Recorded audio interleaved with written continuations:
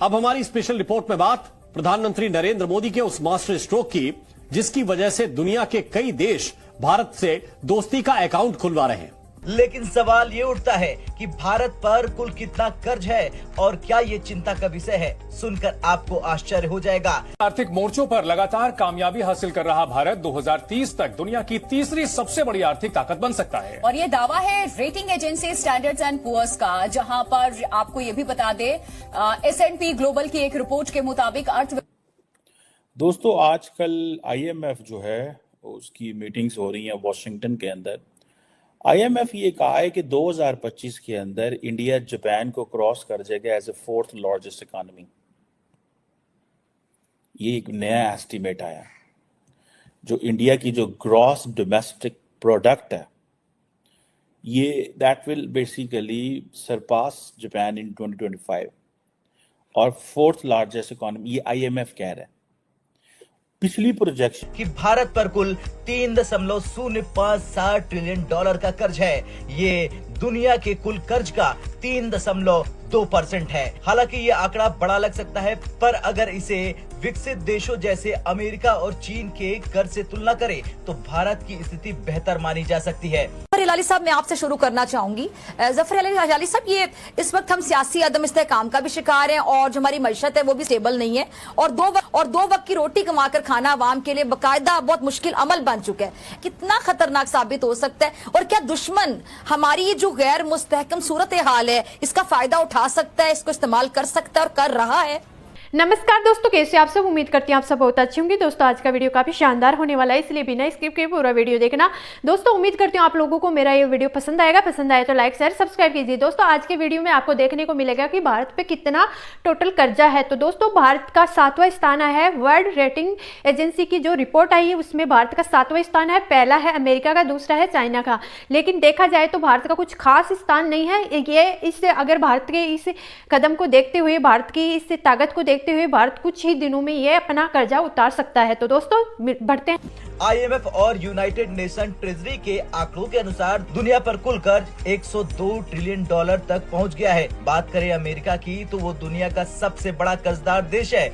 America का कुल कर्ज 36 ट्रिलियन डॉलर यानी दुनिया के कुल कर्ज का 34.6% है। अमेरिका की GDP के मुकाबले कर्ज 125% अधिक है।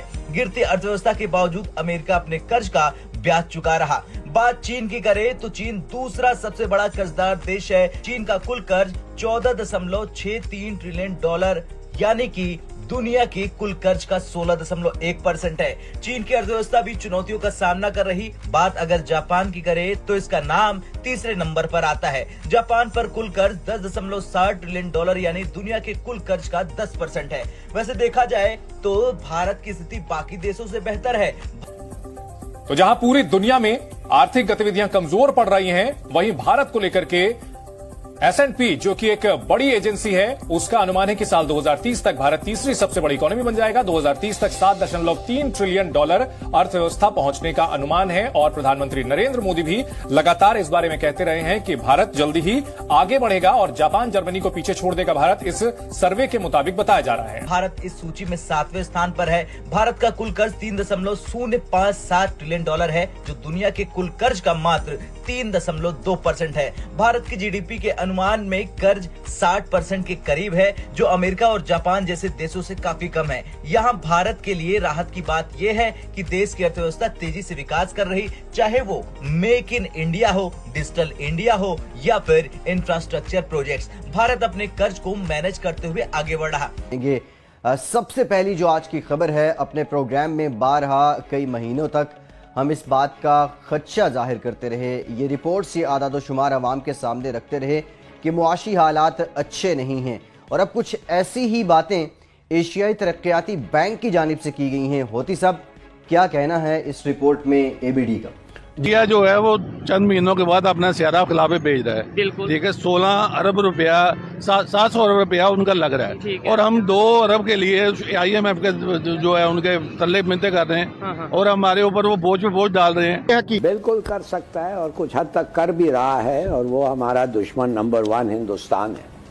मगर ये आपको मैं बताऊं, इस वक्त जो ये सब इकट्ठे होके हुआ है, ये बेमिसाल है।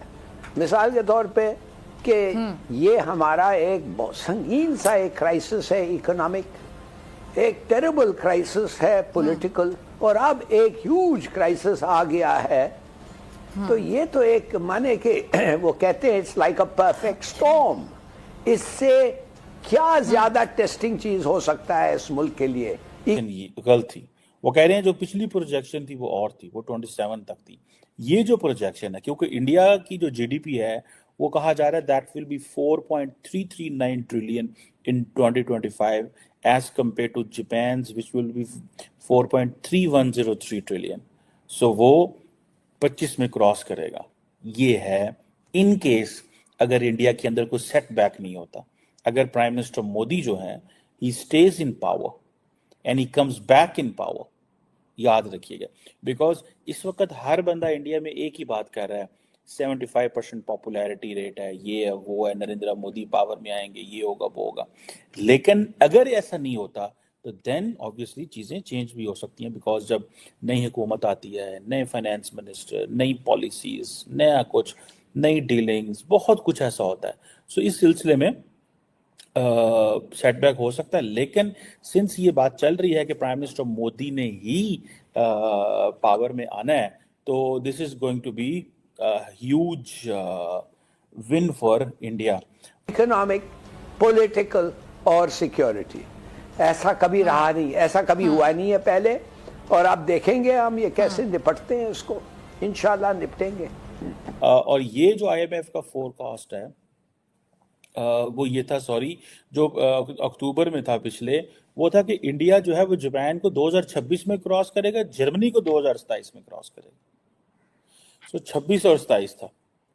सो प्राइम मिनिस्टर मोदी के जो अगले 5 साल हैं, द नेक्स्ट 5 years इंडिया जो। गाइस, आपको मेरा ये रिएक्शन वीडियो कैसा लगा? अगर अच्छा लगा है तो प्लीज सब्सक्राइब कीजिए, शेयर कीजिए, बेल आइकन ऑन कीजिए ताकि आपको आने वाली हर एक लेटेस्ट न्यूज आसानी से मिल जाए। उम्मीद करती हूँ आप लोगों को मेरा ये वीडियो पसंद आएगा। पसंद आए तो लाइक, शेयर, सब्सक्राइब कीजिए। दोस्तों, जैसे देखते हैं कि पाकिस्तान पे बहुत ही ज़्यादा कर्जा है, पाकिस्तान अभी तक उस कर्जे से उभर नहीं पाया है, लेकिन भारत पर ऐसा कुछ खास कर्जा नहीं है। लेकिन वर्ल्ड रेटिंग की जो एजेंसी के द्वारा जो रिपोर्ट आई है उसमें भारत का 7वां स्थान है, फर्स्ट है अमेरिका का, सेकंड है चाइना का।